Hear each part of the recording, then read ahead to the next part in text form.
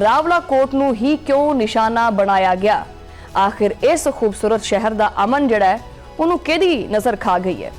ਇਹਦਾ जवाब एक मुबैना ऑडियो लीक ने दे दिता है जो कि हर पासे कल दी गर्दिश करती पई है और एक ऐसी ऑडियो है जिन्हें सारियां दे होश उड़ा के रख दिते है।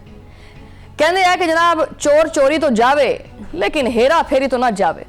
इस ऑडियो ने कलदम जॉइंट अवामी एक्शन कमेटी का जिहड़ा असल चेहरा सी ना, ਜਿਹੜਾ ਉਹਨੇ ਉੱਤੇ ਆਪਦੇ ਮਾਸਕ ਪਾਇਆ ਹੋਇਆ ਸੀ, ਉਹ ਸਾਰਾ ਲਾ ਕੇ ਪੜਾ ਸਾਈਡ ਤੇ ਸਿੱਟ ਦਿੱਤਾ।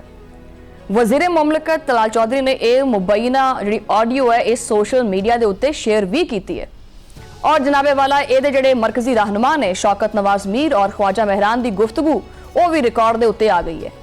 ਉਹ ਇਹ ਕੋਈ ਆਮ ਗੱਲਾਂ ਬਾਤਾਂ ਨਹੀਂ ਸੀ ਹੈਗੀਆਂ, ਇਹ ਕੋਈ ਆਮ ਹਾਲ ਅਹਿਵਾਲ ਨਹੀਂ ਹੈਗਾ ਸੀ। ਇਹ ਆਜ਼ਾਦ ਕਸ਼ਮੀਰ ਨੂੰ ਅੱਗ और खून दे विच पाउण दी एक हौलनाक मनसूबाबंदी हैगी सी। ये लाशां डेगण दा एक घिनौना प्लान बनाया गया सी। तुहानू मेरी गल ते यकीन नहीं हैगा, सुन लो ये ऑडियो। फिर इस हौलनाक हकायक दे उत्ते आपां गल करदे हां कि भी सारा मुआजरा की सी।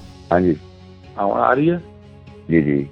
अच्छा, शार्ट ये है कि मीरपुर और मुजफ्फराबाद उस वक्त तक एक्टिव नहीं हो सकता जिस वक्त तक जिस तादाद दे विच जिहड़ियां ना पार्टियां आन के बिठा छुड़ियां ना सुन रावला कोट के अंदर या मीरपुर के अंदर कोटली या मुजफ्फराबाद दे विच हुण रावला कोट जो इवेंट होया था लोग उस इवेंट की वजह अग्रेसिव हैं, ठीक है।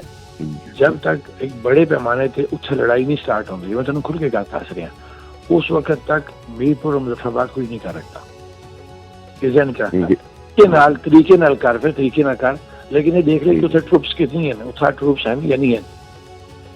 ना राती आई ना राती फिरने रहे ना माड़े पर तकरीबन 10 मिनट ड्रोन फिरने रहे सुबह तक। पहले चेक करो उधर रखी करो कि उत्थे कितने लोग हैं, किस पोजीशन में सिविल कपड़े हैं, किस तरह, फिर प्रोग्राम का फैसला करें। इस तरह जज्बात इतना करें फैसला। शायद देखो ना, मैं यही कह रहा हूँ, देखो मैं यही कह रहा ना कि ये डिपेंड किस ऊपर करता है जिथे डेड बॉडी पई दी है। गल क्यों नहीं समझ रहे तुम मेरी?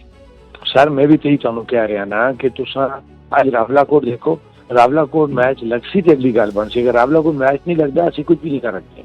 कि सुनिया तुसीं हुण दिल दीयां तारां फिर उत्ते थल्ले होईयां कि नहीं होईयां? ਇਹ ਜਿਹੜੀ ਕਾਲ ਹੈ ਇਹਦੇ ਵਿੱਚ ਸਾਫ਼-ਸਾਫ਼ ਆਖਿਆ ਜਾ ਰਿਹਾ ਹੈ ਕਿ ਜਦੋਂ ਤੱਕ ਰਾਵਲਾ ਕੋਟ ਦੇ ਉੱਤੇ ਹਮਲਾ ਨਹੀਂ ਹੁੰਦਾ ਨਾ ਉਦੋਂ ਤੱਕ ਭਾਈ ਇਹ ਜਿਹੜੀ ਲੜਾਈ ਹੈ ਨਾ ਇਹ ਮੁੱਕਣੀ ਨਹੀਂ ਹੈਗੀ।